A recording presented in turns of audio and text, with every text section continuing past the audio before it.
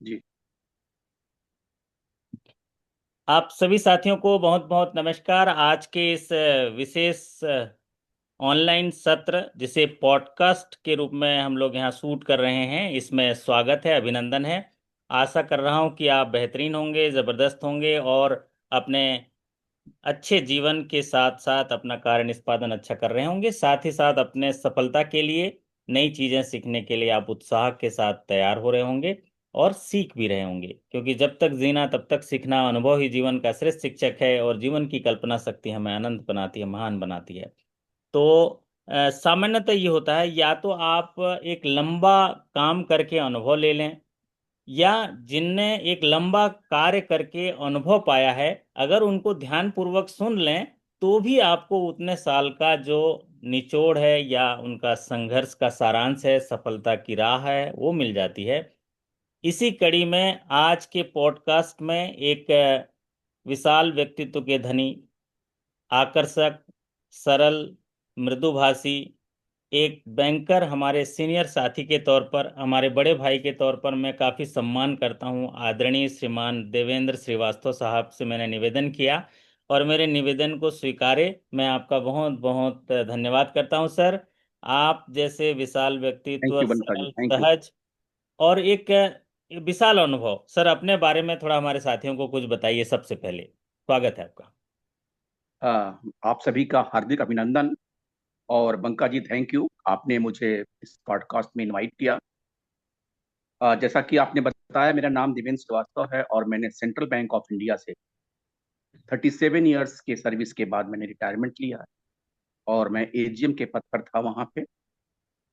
और बैंकिंग का हर पहलू मैंने देखा, ग्रामीण से लेके अर्बन मेट्रोपॉलिटन सिटीज, और हर जगह का अनुभव इकट्ठा करके कहा देखा कि वाकई बैंकर्स जो है देश की इकोनॉमी के लिए वास्तव में उनका बहुत बड़ा योगदान है। और ये समझ लीजिए कि जितने भी विभाग आपने देखे होंगे, हमको भी लगता है कि जितना सिंसियरिटी और डेडिकेशन के साथ बैंकर्स काम करता है, वैसा शायद ही ग्राउंड पे कोई ऐसे ऑफिस के लोग काम करते हों। सो हमारे सभी बैंकर साथी को बहुत बहुत प्रणाम और अभिनंदन। यस सर, बहुत बहुत धन्यवाद सर। श्रीवास्तव साहब, सबसे पहले जब आप बैंक ज्वाइन करने के लिए सोच रहे थे तो उस समय क्या सोचकर बैंक ज्वाइन किए, और उस समय की बैंकिंग कैसी थी, और उस समय की पहली सैलरी क्या थी? थोड़ा सा इस पर थोड़ा मतलब हाँ, बताएंगे तो हमारे साथियों को एक अच्छा ये लगेगा। पंकज जी, जिस समय जिस वर्ष हम लोग बैंक के पढ़ाई के बाद तैयारी कर रहे थे कि एग्जाम नौकरी पाने के लिए, तो जैसा कि आपने देखा कि हर काल में नौकरी की प्रॉब्लम, अनएम्प्लॉयमेंट की प्रॉब्लम रही। सो एक मकसद होता था कि पहले सरकारी नौकरी मिलने का, और आदमी प्रयास करता था डेडिकेशन के साथ। और एक अच्छी बात थी कि एक जमाने में बैंक की सर्विस अच्छी मानी जाती थी, and they compare with the IAS officers. Bank का पीओ होना एक बहुत गौरवान्वित बात होती थी। सो हम सब लोग भी प्रयास करते रहे कि बैंक में अच्छी नौकरी मिल जाए और अच्छी शुरुआत हो। और भगवान का लाख लाख धन्यवाद कि सरकारी नौकरी मिली और बैंक में एक अच्छे ओहदे पे पहुंचने के बाद ही रिटायरमेंट हुआ। और जहां तक सैलरी की बात है, तो उस समकक्ष विभागों के तुलना में उस समय की सैलरी लगभग इक्विवेलेंट थी। लेकिन धीरे धीरे करते हुए हम पीछे रह गए और लोग आगे बढ़ते गए। अच्छा श्रीवास्तव साहब, पहली सैलरी क्या थी? मतलब ऐसा रुपए में अगर बताना चाहें तो हम उसको हाँ, सुनना चाहेंगे। पहली सर्विस, पहली सैलरी लगभग 8 या 9 सौ के करीब थी। 800 900 है ना जो सर? हाँ, 800 900 के करीब थी। और उसके बाद उत्तरोत्तर वृद्धि होती गई, प्रमोशन मिलते गए, सीआईबी का इंक्रीमेंट मिलता गया, और सैलरी भी अकॉर्डिंगली बढ़ती गई। हाँ, लेकिन उस समय लेकिन शुरुआती दौर में, जिस समय ये 800 900 का वैल्यू भी तो ज्यादा हो रहा होगा उस समय, मतलब एक हाँ जरूर रहा होगा, वैल्यू रहा होगा, वैल्यू था भी। क्योंकि 1.5 लाख सैलरी पाने के बावजूद भी उसके कंपेयर में कमी लगता था। अच्छा हाँ लेकिन वही मैं। हम्म। हर जमाने के हिसाब से सैलरी होती थी और उस समय बैंकों की सैलरी अच्छी मानी जाती थी। अब हम पिछड़ गए हैं कि सेंट्रल गवर्नमेंट के या किसी और अंडरटेकिंग के तुलना में हम पीछे रह गए हैं, लेकिन उस समय हम सबके समकक्ष जी। थे। बैंकिंग करियर की शुरुआत से लेके एक बड़े पद, सहायक महाप्रबंधक के पद पर आप रिटायर हुए हैं। बहुत सारे उतार जी चढ़ाव देखे होंगे, बहुत सारे ट्रांसफर देखे होंगे, देश के अलग अलग जगहों में आपने काम किया होगा। तो एक चुनौती तो जी। बनी रहती है बैंकिंग इंडस्ट्री में, वो है ट्रांसफर का। तो इसको आप कैसे अभिशाप मानते हैं, वरदान मानते हैं, या क्या चैलेंजेस मानते हैं? इसको हमारे साथियों को कैसे डील करना चाहिए, आपने कैसे इसका सामना किया? देखिए, दो बातें हैं। एक चीज होता है कि अगर कोई पानी ठहर जाए तो दूषित हो जाता है। तो लाइफ में उसी तरह से ट्रांसफर होना भी आवश्यक होता है। आप विभिन्न जगहों में जाते हैं, वहाँ के चैलेंजेस एक्सेप्ट करते हैं, वहाँ का रहन सहन, खान पान, वहाँ के लैंग्वेज के बारे में सुनते हैं, देखते हैं, तो आपका एक अनुभव बढ़ता है। तो ट्रांसफर एक तरह से आप अभिशाप तो नहीं कह सकते, क्योंकि लाइफ में अगर आपको प्रमोशन लेना है, आगे बढ़ना है, तो ट्रांसफर होना लाजमी है। सो वो तो हमें ऑटोमेटिक एक्सेप्ट करना चाहिए। हाँ, ये बात भी सही है, कभी कभी पारिवारिक परिस्थितियां, कभी कभी आपकी जगह ऐसी जगह पोस्टिंग होना जहां दुष्कर कार्य करना हो जाता है, वैसे में हमें परेशानी को सामना करना पड़ता है। लेकिन ये मान के चलिए, वो दिन परमानेंट नहीं होते हैं, टेम्प्रोरी होते हैं, और वो दिन भी पार हो जाएंगे। तो ट्रांसफर, चूंकि आप अगर प्रगति करना चाहते हैं, प्रमोशन लेना चाहते हैं, आगे बढ़ना चाहते हैं, तो ट्रांसफर का जो कड़वा घूट है वो आपको एक्सेप्ट करना ही होगा।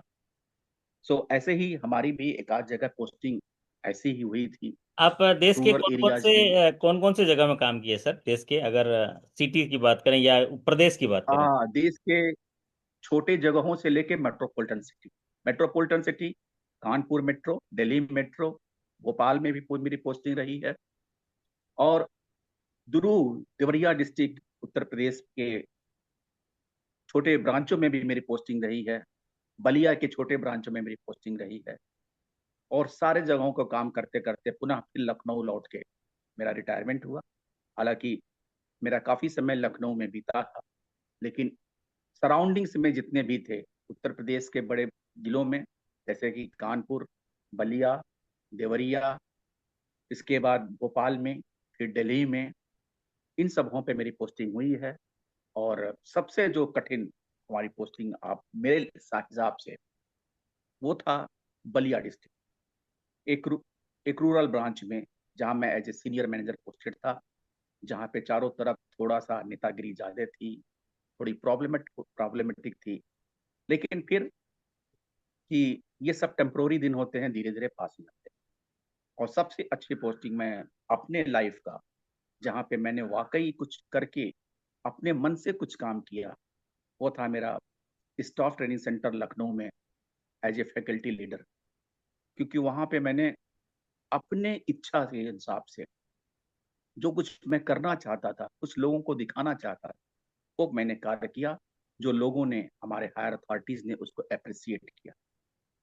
बाकी जगह तो आप हायर पोस्ट में, चाहे चीफ मैनेजर हो, चाहे एजीएम हो, आपको बॉस की सुननी होती है, आपको करना होता है। लेकिन एक चीज जरूर मैं अपने साथियों से कहना चाहूंगा, ज्यादा उत्साही होने की जरूरत नहीं है और ज्यादा सुस्त होने की जरूरत नहीं है। क्योंकि बैंकिंग ऐसा है, ऐसा एक परिक्षेत्र है, जहाँ पे जब आगे आप बहुत बढ़ के चलेंगे तो लोग लाइक पुलिंग करेंगे, पीछे रहेंगे तो लोग आपको पीछे ढकेल देंगे। सो आप अपनी संतुष्टि के हिसाब से अच्छे से काम करते चलिए, ताकि आपका अपना, बैंक का, परिवार का, सबका भी एक साथ देखभाल कर सके। जी, बहुत धन्यवाद श्रीवास्तव साहब। सर, एक चीज जानना चाहूँ, कितने ट्रांसफर हुए होंगे पूरे 37 साल के करियर में? आपके नंबर ऑफ ट्रांसफर कितने हुए होंगे, अगर मोटा लगभग मोटा? लगभग 20, लगभग 18 से 20 ट्रांसफर। 18 से 20 ट्रांसफर, मतलब 2-2 साल में ट्रांसफर, अगर एवरेज माना जाए तो 2-2.5 साल में, यस यस। ट्रांसफर। सर, एक हमारे जी। साथी का सवाल है। अभी वर्तमान सिनारियो में बहुत सारे चेंजिंग हो गए हैं, चैलेंजिंग इंडस्ट्री है, इमर्जिंग इंडस्ट्री है। अलग अलग स्टेट में जब ट्रांसफर होता है तो वहाँ पर एक मेजर इशू आता है, लैंग्वेज इशू वहाँ पर। क्योंकि बैंकिंग जो है समरसता का व्यवसाय है, और सेवा का व्यवसाय है, लोगों के बीच जुड़ाव का व्यवसाय है, और ये सबसे बड़ी बाधा लैंग्वेज की बाधा। तो इसको कैसे मतलब डील करना चाहिए, या इसको कैसे देखते हैं सर आप? देखिए, अभी हाल ही में महाराष्ट्र में, फिर कर्नाटका में लैंग्वेज प्रॉब्लम्स की वजह से हमारे बैंकर साथियों के साथ कुछ दुर्व्यवहार भी हुए हैं। ये घटना सबके संज्ञान में आया भी, और गवर्नमेंट ने भी इसको टेकअप किया है। और इसीलिए आपने देखा होगा कि आजकल एलबीओ, लोकल बैंक ऑफिसर की भर्ती भी की जा रही है, ताकि इस प्रॉब्लम को थोड़ा सा रिजॉल्व हो सके। लेकिन फिर भी ये तो सच है कि हमारे ऑफिसर्स का ट्रांसफर कश्मीर से कन्याकुमारी तक कहीं भी होता है, और हर भाषा का कोई जरूरी नहीं है कि बिहार का रहने वाला व्यक्ति, यूपी का रहने वाला व्यक्ति, उसे तमिल, कन्नड़ या मराठी आता हो, या मराठा का रहने वाला, महाराष्ट्र का रहने वाला व्यक्ति अगर उसकी पोस्टिंग यूपी में है तो उसको भोजपुरी आता हो, बिहार में मैथिली आता हो। ये संभव नहीं है। और न ये संभव है कि हम सारे लैंग्वेज जो हमारे कॉन्स्टिट्यूशन में है वो हमें सीख लें। हाँ, ये ठीक है कि हम जब जहाँ जाते हैं, हमारी पोस्टिंग होती है, वहाँ कुछ लोग लोकल लोग भी होते हैं जो वहाँ की भाषा को समझते हैं। उनके साथ मिलजुल के हमें आने वाले कस्टमर के साथ नम्रता से व्यवहार करना होगा, जो हमें एक्सेप्ट करें और उनकी भाषा को हम एक्सेप्ट करें। ये बहुत बड़ा चैलेंज है, और ये गवर्नमेंट को भी चाहिए कि इस तरह की हमें लोकल लैंग्वेज की कुछ ट्रेनिंग देनी चाहिए, ताकि हम उसे वहाँ का टूट फूट के शब्दों में भी जो सीख सकें, ताकि उनको रिप्लाई कर सकें। और जो खास कर से लोकल लोग हैं, उनके लोकल लोग मतलब जो लोकल स्टाफ है वहाँ के, उनके साथ मिलजुल के हम वहाँ की प्रॉब्लम को रिजॉल्व करें। क्योंकि इतनी जल्दी इस समस्या का समाधान होना मुश्किल है। लेकिन जिस तरह से लोकल बैंक ऑफिसर की भर्ती धीरे धीरे हो रही है, उससे हो सकता है कि उनकी जहाँ उस प्रदेश में पोस्टिंग होगी जहाँ के वो लैंग्वेज जानते हैं, तो वो अपने कलीग्स को भी उसके बारे में धीरे धीरे समझाएंगे, ताकि ये प्रॉब्लम खत्म हो सके। जी, एक एटीट्यूडनल चेंज लाना होगा अपने आप में, एक रिस्पॉन्सिव राइट। और रिस्पॉन्सिबिलिटी लेनी पड़ेगी। नहीं समझ में आ रहा है फिर भी उनके साथ होने का एहसास दिलाने के लिए ये विश्वास दिलाना होगा, शायद तो उन एकदम लोग भी एकदम समझ सही जाएंगे। है। हमें क्योंकि उनका विरोध नहीं करना है, नहीं करना है। क्योंकि हम जहाँ भी जाते हैं वहाँ अकेले रहते हैं। हम उनके विरोध के साथ नहीं जी सकते हैं। सो धीरे धीरे हम उनके साथ हाथ से हाथ मिला के ये उनके महसूस करा सकते हैं कि हम आपके साथ हैं। ये हमारी कमजोरी है, जो हमें नहीं आता मैं दूर कर लूंगा। जी तो निश्चित रूप से ऐसा नहीं है कि प्रेम की भाषा लोग ना समझें, और किसी भी लैंग्वेज के ऊपर प्रेम की भाषा सबसे ऊपर हो। सर, बैंकिंग में एक पड़ाव आता है। एक हमारे होनहार साथी अर्पिता शाह जी, मध्य प्रदेश भोपाल से जो है सवाल है उनका, और अच्छा सवाल है, मैं अप्रिशिएट करता हूँ। एक पड़ाव आता है, एक तो क्लरिकल लेवल, फिर स्केल 1 लेवल ऑफिसर का, फिर डेप्यूटी मैनेजर, फिर एक बार बड़ी जिम्मेदारी की पारी आती है, और उसकी बारी आती है प्रमोशन के बाद आपको ब्रांच मैनेजर बना दिया जाता है। क्या इस जिम्मेदारी को निभाने के लिए, और इसके लिए जो इतना स्ट्रेस और चारों दिशाओं से जो तनाव आता है, टारगेट का प्रेशर हो, या तो व्यवसाय का प्रेशर हो, लोन देने का प्रेशर हो, बहुत सारी चीज़ें सेवा इंडस्ट्री में करनी होती है। तो इसके लिए क्या कला कौशल्य चाहिए, कैसे हैंडल करना चाहिए? रिव्यू मीटिंग्स, कलेक्टर की मीटिंग्स, शासन प्रशासन की अपेक्षाएं, ग्राहक की अपेक्षाएं, स्टाफ का जो कॉन्फ्लिक्ट, और शाखा प्रबंधन, ये सारी चीजों को थोड़ा समराइज कर दीजिए, हमारे साथी को अच्छा लगेगा सर। ये सच है कि बैंकर्स को डुअल प्रॉब्लम फेस करना होता है। एक तो आप आपके कस्टमर को फेस करते हैं, और कस्टमर की एक्सपेक्टेशंस बैंकर्स के साथ बहुत ज़्यादा होती है। दूसरे, आपका मैनेजमेंट आपको प्रेशराइज करता है डिफरेंट टारगेट के लिए, क्रॉस सेलिंग के लिए, डिफरेंट अचीवमेंट्स के लिए। इसमें हमारे साथ ही अथवा कोई भी ब्रांच मैनेजर, उसको एंजाइटी भी होती है। लेकिन एक चीज मान के चलिए कि ये रूटीन है। अगर सीमा पे रहने वाला जवान 50 डिग्री के सेल्सियस में खड़ा होकर काम कर सकता है, या लद्दाख की ऊंचाइयों पे खड़ा हो सकता है, तो हम तो बैंक में एक अच्छे जगह पे बैठे हुए हैं। तो हमें इन सब बातों के लिए सबसे बड़ा दो बातें ध्यान रखिए। एक तो पेशेंस, और दूसरा पोलाइटनेस। ये एक ऐसे टूल्स हैं, एक ऐसे हथियार हैं जिससे आप किसी को भी हैंडल कर सकते हैं। हाँ, ये कभी कभी लगता है कि मानसिक रूप से हम बहुत उलझ जाते हैं कि हम किसको करें, मैनेजमेंट की बात माने या पब्लिक की बात माने, अपने कलीग के साथ देखें, क्योंकि हमारे कलीग भी कभी कभी हमको सपोर्ट नहीं करते हैं। तो इन सब का एक ही उद्देश्य है कि आप बहुत ही संयत रूप से, प्रायोरिटी के हिसाब से उसको डिस्पोज ऑफ करिए। और डिस्पोजल में सबसे बड़ी बात है कि आप उसको संयत दिमाग से करें, ताकि कोई भी प्रकार की गलती की संभावना नहीं रहे।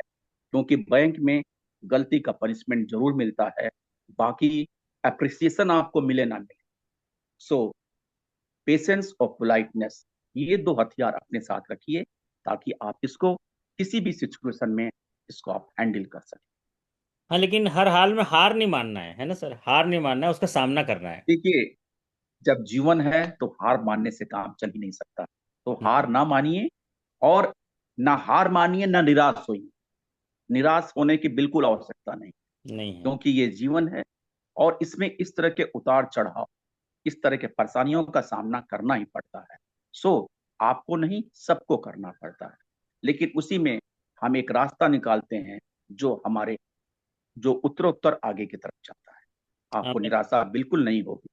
हंसते रहिए, खुश रहिए, और अपने कलीग्स के साथ अच्छे व्यवहार करिए, ताकि वो समय समय पर आपको जब भी जरूरत हो आपको सपोर्ट करें। जी, मैं तो कहना चाहूंगा कि राह के पत्थर को चकनाचूर होना चाहिए। राह के पत्थर को चकनाचूर होना चाहिए। प्रयास एक हो लेकिन वो भरपूर होना चाहिए। लक्ष्य भले न मिले, प्रयास एक हो लेकिन वो भरपूर होना चाहिए। और चुनौतियां कितनी भी आए, हार न माने, और ये प्रयास करें, हार वो ना माने। चुनौतियां भी आपके सामने मजबूर होना चाहिए। और प्रयास जो भी हो वो भरपूर होना चाहिए। रास्ते का हर एक पत्थर चकनाचूर हमारे हो। हम्म।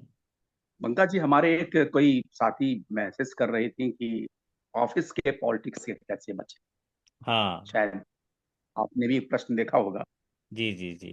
तो देखिए, हर ऑफिस में पॉलिटिक्स होता है, हाँ। और कुछ लोग आपके विचार से मेल खाते हैं, कुछ आपके विचार से मेल नहीं खाते हैं। हम्म। तो सबसे बड़ी बात है कि आप उनसे साथ मतभेद हो सकता है, लेकिन आप मनभेद मत करिए। उनके साथ भी अच्छा व्यवहार करिए, तो शायद वो आपकी इस व्यवहार से उनके अंदर भी एक बदलाव आएगा और आपके साथ रहेंगे। क्योंकि ये सब चीजें आप रूटीन में डेली देखते हैं, इनसे आप एलर्जी करके या इनसे परेशान हो कि आप कहाँ भागेंगे। उनको अडॉप्ट करने की कोशिश करिए, और धीरे धीरे धीरे धीरे करके आप सामंजस्य बैठ जाता है, और आप बड़े ही आसानी से हर परेशानियों को पार कर लेते हैं।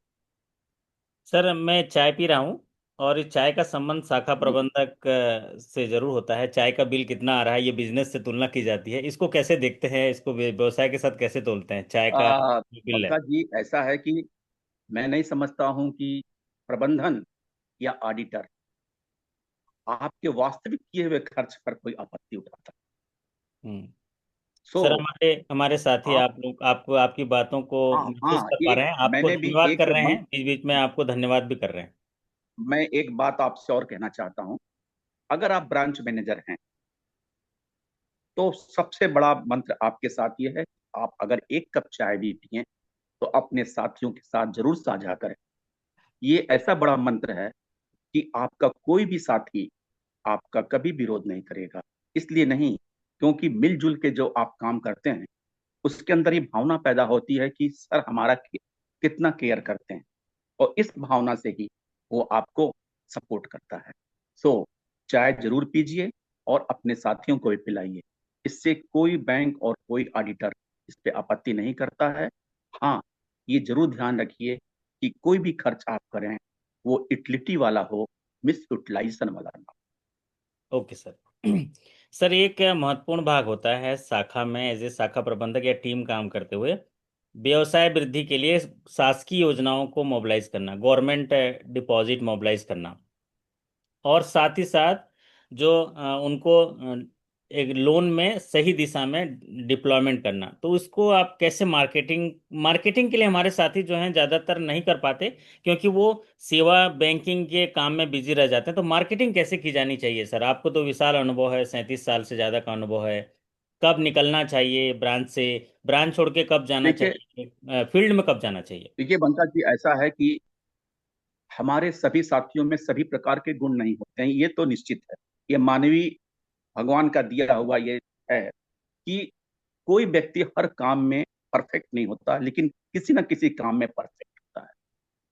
तो हमारे शाखा में ऐसे कुछ साथी होते हैं कि जो मार्केटिंग के लिए उपयुक्त होते हैं, कोई ऑपरेशनल वर्क के लिए उपयुक्त होता है, कोई फाइनेंस के लिए अब ठीक होता है। तो अगर हम उनकी विधा को जान लें तो हमारे ऐसे बहुत साथी होते हैं जिनका अप्रोच, बात करने का ढंग, बिहेवियर लोगों को अट्रैक्ट करना बहुत अच्छी तरह से आता है। ऐसे व्यक्ति को हम उन्हें कहें कि आप मार्केटिंग में, मार्केटिंग के लिए मोबिलाइज करें, डिपॉजिट के लिए मोबिलाइज करें, एडवांसेस के लिए मोबिलाइज करें, और जो हमारा ग्राउंड वाला साथी है उसकी मदद से आप उसको डिस्पोज करें। हाँ, ये जरूर होता है कि आप कभी कभी कहते हैं कि ब्रांच में वर्कलोड के हिसाब से हम बाहर नहीं निकल सकते हैं, तो कुछ काम तो हम शाखा में बैठे बैठे कर सकते हैं। लेकिन अगर जहाँ स्पेयर करना हुआ तो हम 2 बजे के बाद से, जब हमारा वर्किंग आवर्स थोड़ा सा मॉडरेट होता है, उस समय हम किसी न किसी साथी को रोटेशन बेसिस पे हम उसको स्पेयर कर सकते हैं ताकि वो मार्केटिंग का काम कर सके। हालांकि शाखा पे स्तर पे ज्यादातर काम मार्केटिंग का हमारे साथी ही करते हैं, हमारे ब्रांच मैनेजर ही करते हैं, लेकिन बिना सपोर्ट के, क्योंकि ब्रांच यूनिट एक समग्र होल रूप में अगर देखिए तो जो भी वहां पे एक सब स्टाफ से लेके क्लरिकल ऑफिसर और ब्रांच मैनेजर सारे मिलके एकजुट होके एक मुट्ठी की तरह बन के काम करते हैं, और तभी शाखा प्रोग्रेस करती है। कोई एक व्यक्ति के तेज होने से, एक व्यक्ति के काम करने से कभी शाखा में उन्नति नहीं होती है। यानी सब लोग मिलके काम करें, सब लोग इंजॉय करें, जहां जिसकी आवश्यकता हो उसको आवश्यकता को छुट्टी दिया जाए, उनको सुविधा दिया जाए, जो भी उनको बैंक में मिलने वाले सुविधाएं हैं उनको समय समय पर दिया जाए। किसी भी प्रकार एक शाखा में एक ऐसा माहौल होना चाहिए जिससे एक दूसरे के लिए, जिसे कहते हैं ना, हम तैयार हैं एक दूसरे के लिए, तो हमेशा एक दूसरे के लिए तैयार हैं। जी, बहुत बहुत धन्यवाद सर। प्रतिमा श्रीवास्तव जी हैं, उत्तर प्रदेश से। मनीष शंकर साहा जी हैं। उनका सवाल है कि सर आज का सिनारियो में एक मेजर चैलेंज है, वो एनपीए रिकवरी। लोन देना आसान है, लेकिन उसके बाद क्रेडिट मॉनिटरिंग और उसके बाद रिकवरी। तो उसमें कस्टमर जब ठान ही लिया है कि उसे पैसा नहीं देना है, फिर भी आपको प्रयास करने हैं, या जैसे विलफुल डिफॉल्टर का केस है, उसके पास सारी चीज़ें हैं, बट वो बैंक सब खाना खा रहा है और स्कूल फीस पटा रहा है, सारी चीज़ें कर रहा है, लेकिन एक ही काम नहीं कर रहा है, वो बैंक की किस्त नहीं भर रहा है।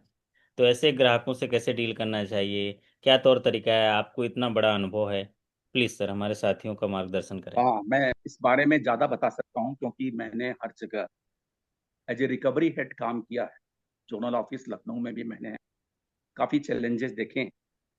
ये सच है कि एनपीए रिकवरी करना एक दुरूह कार्य है, लेकिन सबसे बड़ी बात है कि कार्य हमें को करना, हमारे स्टाफ को ही करना है। सो हम उसके लिए प्लानिंग करते हैं। जहाँ पे बिल्कुल डिफॉल्टर हैं, हम मिलने का प्रयास भी करते हैं। कभी कभी ऐसी भी घटनाएं हुई हैं कि हमारे स्टाफ गए हैं और लोगों ने रिवॉल्वर लेके दौड़ा लिया। ऐसी भी घटनाएं हम लोगों के स्टाफ के साथ हुई है। तो मैंने तो उस समय फोन पे यही बात कहा कि सीधे आप बैंक लौट के आइए, वहां किसी से लड़ने की आवश्यकता नहीं है, क्योंकि हमारा कार्य किसी से लड़ना अथवा अपने को भी हानि पहुंचाना नहीं। सो पहला तो काम ये करें कि आप भी जब भी रिकवरी पे जाएं, अगर किसी प्रकार की ऐसी स्थिति पैदा होती है जहां पे आपको स्वयं को कोई हार्म होने वाला है, तो आप सीधे वहां से लौट आए। रिकवरी होने जरूरी है, लेकिन आपका सुरक्षित होना सबसे और जरूरी। तो अपने स्टाफ को सुरक्षित रखना सबसे बड़ा जरूरी काम। तो देखिए, रिकवरी के लिए कई प्रक्रियाएं हैं। सबसे अच्छा हथियार तो ये है कि अगर जो व्यक्ति रिकवरी डिपार्टमेंट देखता है अथवा जो ऑफिसर, ब्रांच मैनेजर, अगर आप एक लिस्ट तैयार करिए कि आपकी शाखा में 50, 100, 60, 70 जितने भी वाकई एनपीए होने के कगार पे हैं या एसएमए कैटेगरी में हैं, उनको 5 नोट, ये बना लीजिए कि ऑफिस में काम शुरू होने के पहले चाहे कोई भी व्यक्ति जो उससे एसोसिएटेड हो 5 नोटिस जरूर भेजेगा। तो अगर आप ये मान के चलें कि यार 5 नोटिस आप भेजते हैं तो महीना में 150 नोटिस होता है। लेकिन चलिए आप 30 दिन नहीं कर पाते हैं और कामों में व्यस्त रहते हैं, कोई परिस्थिति आ गई, तो आपने 20 दिन भेजा। चलिए 20 दिन में 5 दिन और निकाल दीजिए, 15 दिन। तो 15 दिन में 75 नोटिस आपने भेजे, और उस 75 नोटिस में ये मान के चलिए कि 10 to 20% आदमी आपके पास लौट के आएंगे, यानी कि 10 से 15 आदमी आपके पास लौट के आएंगे। और उन 10-15 आदमी में ये भी हो सकता है कि 5 आदमी कुछ ना जमा करें, 10 आदमी आपको पैसा जमा कर जाए। तो अगर इस तरह से करेंगे, और वो जो 15 आदमी आते हैं जो 5 पैसा नहीं जमा करने वाले आते हैं, उन 15 से आप डॉक्यूमेंट रिन्यू करा लेंगे। अपने पास रेवेन्यू स्टैंप लगा के रिन्यूअल फॉर्म रखे रहेंगे, उनसे साइन करा लेंगे। तो दो बात हुई, अगर पैसा नहीं भी जमा किया तो आपका डॉक्यूमेंट रिन्यू हुआ, आप सुरक्षित हो गए। दूसरी बात, एक टारगेटेड बना के कि हमें बारोवर से मिलना है, फोन पे आप बात करके कॉल कर सकते हैं। अब रिस्पांस नहीं मिलता है तो विजिट का प्रोग्राम बना लें। 5-7 बारोवर से डेली तो आप नहीं मिल सकते हैं, लेकिन हफ्ते में भी और 10 बारोवर से मिल लेते हैं तो कुछ ना कुछ रिलीफ जरूर होते हैं। और इन सब के बावजूद अगर आपकी रिकवरी फिर भी नहीं आती है तो देखिए, जो लीगल एस्पेक्ट्स हैं, आरसी का कटना होता है, रेवेन्यू रिकवरी सर्टिफिकेट कटता है जो स्टेट गवर्नमेंट के हिसाब से होता है, नहीं तो सूट फाइल करना होता है। आप अपने को सेफ जरूर रखिए। अगर एक बार रिकवरी एनपीए में नहीं आता है लेकिन आप प्रॉपर ढंग से एक्शन लिए हैं तो आप सुरक्षित हैं। लेकिन रिकवरी आता है और किसी प्रकार से कोई दिक्कत होती है तो आपको जरूर आपकी आंच आएगी। सो हमारा ये कहना है कि आप प्रायोरिटी पे काम करते हुए अपनी सुरक्षा भी जरूर करें, क्योंकि ऐसी घटनाएं कई बार हुई हैं, हम लोगों ने फेस किया है। मैंने लखनऊ में 2-3 ऐसे प्रॉपर्टी थे जो मैंने सेल करा दिया था, बहुत धमकी भी मिली थी, थ्रेटनिंग हुई थी, सब कुछ हुआ था, लेकिन ठीक है, ये पार्ट ऑफ द जॉब है। और अगर आप अच्छे से काम करते हैं अपने डेडिकेशन और निष्ठा से, तो भगवान भी आपकी मदद करता है। बहुत लेकिन दो चीज जरूर ध्यान रखिए, अपनी सुरक्षा और उत्तेजना में कोई काम बिल्कुल मत करिए, क्योंकि ये बैंक का काम है। आप अपने परिवार के लिए अमूल्य हैं, बहुमूल्य हैं। और जब आप सुरक्षित रहेंगे तो बैंक भी सुरक्षित होगा और आपका परिवार भी सुरक्षित होगा। बहुत बहुत धन्यवाद सर अनुभव साझा करने के लिए। रिकवरी एक कला है और उस कला को सीखने की ज़रूरत है। क्यों? क्योंकि यहाँ पर अलग अलग किस्म के borrower मिलते हैं, इसमें आपको कैसे उनसे डील करना है वो कला को सीखना बहुत ज़रूरी है। और रिकवरी के टूल्स को पढ़ने की ज़रूरत है। क्रेडिट मॉनिटरिंग और रिकवरी के इतने सारे रोबोस्ट सिस्टम बैंक ने फ्रेमवर्क दिया है, अगर उसको आप पढ़ेंगे तो आपको ये कला कौशल आ जाएगा। क्योंकि डिमांड नोटिस है, टेलीफोन कॉल्स हैं, फिर रिकॉल नोटिस है, फिर सेक्शन 138 है, फिर उसके बाद सरफेसी एक्ट है, फिर डीआरटी है, सूट फाइल है, लोक अदालत है, ऐसे अनेक। फिर आपकी जो आउटसोर्सिंग एजेंसीज हैं, इन सबका, फिर आरआरसी है, ये बहुत सारे टूल्स हैं। अगर आप पूरा पढ़ लेंगे तो आपको लगेगा कि हाँ, रिकवरी भी आसान है या सही तरीके से किया जा सकता है, और बिना किसी अपने आप को नुकसान पहुंचाए एक सही प्लेटफॉर्म का इस्तेमाल करके उसमें रिकवरी लाई जा सकती है। तो सर बहुत सारे चीज़ें हैं, अंतहीन रहेगा आपके साथ बात करना तो। लेकिन एक सर मैं सवाल पूछना चाहूँगा कि वर्क और लाइफ बैलेंस इसको कैसे किया जाए? क्योंकि आज जिस इंडस्ट्री में हमारे साथी काम कर रहे हैं, सर्विस इंडस्ट्री है, चैलेंजिंग इंडस्ट्री है, चेंजिंग इंडस्ट्री है, इमर्जिंग इंडस्ट्री है, डिजिटाइजेशन इंडस्ट्री है, तो इसमें बहुत सारी चीजें हैं। बैलेंस के बारे में थोड़ा बताइए सर, कैसे बैलेंस करें? क्योंकि सिर्फ काम करना उद्देश्य नहीं है, जीवन को भी आपको हाँ, जीना है। ये बहुत बड़ा चैलेंज है बैंकर्स के सामने, वर्क लाइफ बैलेंस। और इसका हद तक हमारा यूनियन भी जिम्मेदार है, क्योंकि 5 डे बैंकिंग लागू करने के लिए हम पिछले कई साल से, 2015 में जब 2 सैटरडे बंद होना शुरू हुआ था, उसके बाद से हम प्रयासरत हैं। और लेकिन 5 डे बैंकिंग हमें नहीं मिली। और 5 डे बैंकिंग होती तो शायद हमारा वर्क लाइफ बैलेंस कुछ ज्यादा बेहतर होता। लेकिन जो चीज हमारे पास नहीं है, उसको सोच के हाँ हम प्रयास करें कि टाइम मैनेजमेंट के हिसाब से जो प्रायोरिटी पे वर्क हो पहले उसका निष्पादन करें, जो थोड़ा कम प्रायोरिटी का हो उसे बाद में निष्पादन करें। और समय समय पे आप छुट्टी भी लीजिए, समय समय पे आप घूमने टहलने भी जाइए। और बैंक का काम बोझ समझ के मत निपटाइए। आप एज इज इसको इजी वे में, गोइंग इजी गोइंग वे में एक्सेप्ट करिए, क्योंकि ये आपकी रोजी रोटी है। और वर्क लाइफ बैलेंस को ये मान के चलिए कि हम इस माहौल में अपने को कैसे फिट रख सकें, क्योंकि जो चैलेंजेज हैं वो आपको ही फेस करने हैं। किसी के भाषण देने से, किसी को उपदेश देने से चैलेंजेस ऑटोमेटिक खत्म नहीं होते। सो हिम्मत रखिए, अंदर से खुश होके आप उसको एक्सेप्ट करिए। हाँ, अगर 5 डे बैंकिंग बैंक्स में लागू होती हैं, जैसा कि शायद आपको कहीं पता होगा कि आईबीए ने एक आरटीआई रिप्लाई में हमें बताया था, मैंने ही आरटीआई रिप्लाई किया, आरटीआई लगाया था कि 30/11/23 को प्रपोजल 5 डे बैंकिंग के लिए भेजा है। लेकिन तब से मिनिस्ट्री में पेंडिंग है। और मिनिस्ट्री से ये नहीं लगता कि अभी इतनी जल्दी से करने के किसी उनका उद्देश्य है। तो जब तक नहीं होता है तब तक आप अपना टाइम मैनेजमेंट करके एंजाइटी को हटाते हुए अपने प्रायोरिटी के हिसाब से अपने कामों का निष्पादन करें और खुश रहें। बहुत बहुत धन्यवाद सर। दो सवाल लूंगा और उसका संक्षिप्त जवाब आपसे मैं अपेक्षा करूंगा। और फिर 2-3 मिनट का ये सेशन और बचा है, फिर हम लोग इसको एंड करेंगे। सर, एक सवाल है, प्रमोशन लेना चाहिए कि नहीं लेना चाहिए? और उस अगर लेना चाहिए तो फिर उसके लिए क्या तैयारी करना चाहिए? संक्षिप्त में आपसे उत्तर। देखिए, दो बातें हैं। अगर आपकी परिस्थितियां, आपकी घरेलू परिस्थितियां आपको अलाउ करती तो प्रमोशन जरूर लेना चाहिए। लेने के पीछे कारण क्या है? कि जिस संस्था में आप रहते हैं, क्यों ना उस संस्था के और ऊपर जाके आप इंजॉय करें। सोशली, सामाजिक रूप से आपका स्टेटस बढ़ता है, पारिवारिक रूप में स्टेटस बढ़ता है, मॉनेटरी गेन होती है। हाँ, इसके साथ साथ चैलेंजेस आते हैं, लेकिन चैलेंजेस ऐसे नहीं आते हैं कि जो आप फेस ना कर सकें। अगर आपकी घरेलू परिस्थितियां, जैसे किसी के ओल्ड पेरेंट्स होते हैं, किसी के बच्चे बड़े हो रहे हैं, पढ़ने इस स्टेज में है कि आप ट्रांसफर नहीं ले सकते, तो ये आप अपनी परिस्थितियों को देखते हुए अगर सब कुछ नॉर्मल लग रहा है तो आप प्रमोशन जरूर लीजिए।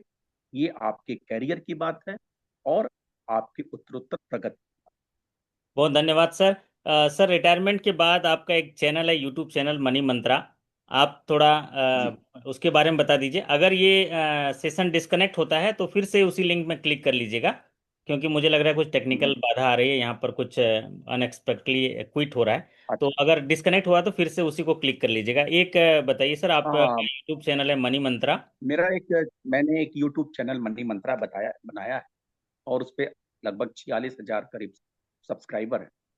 उसका उद्देश्य केवल ये था कि जो बात बैंक में मैं नहीं कह सकता था अथवा अपने को एक्सप्रेस नहीं कर सकता था, वो अपने बैंकर साथियों से खुल के मैं कह सकता हूँ, अपनी बात रख सकता हूँ।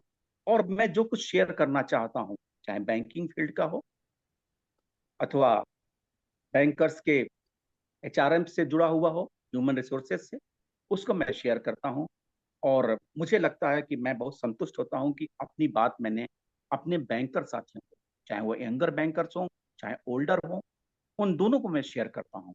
और चाहता हूं कि ये हम बैंक साथी अगर बैंकिंग सर्विस में हैं तो अच्छे से इंजॉय करें, वर्क लाइफ बैलेंस मेंटेन करते हुए उत्तरोत्तर प्रगति के रास्ते पे जाएं। यही हमारी शुभकामनाएं रहती हैं। और इसी लक्ष्य के साथ मैंने ये मनी मंत्रा चैनल बनाया है। उसका उद्देश्य एकदम बिल्कुल ये नहीं है कि मैं प्रोफेशनल हूँ या मैं टेक्निकल हूँ, बिल्कुल नहीं। केवल ये उद्देश्य है कि अपने बैंकर साथियों के साथ मेरा कम्युनिकेशन टिल लाइफ बना रहे। बहुत बहुत धन्यवाद सर, आपने समय दिया और पॉडकास्ट में हमारे साथियों के साथ चर्चा की। आपके अनुभव के लिए हम आपको प्रणाम करते हैं और सभी साथियों का धन्यवाद करते हैं।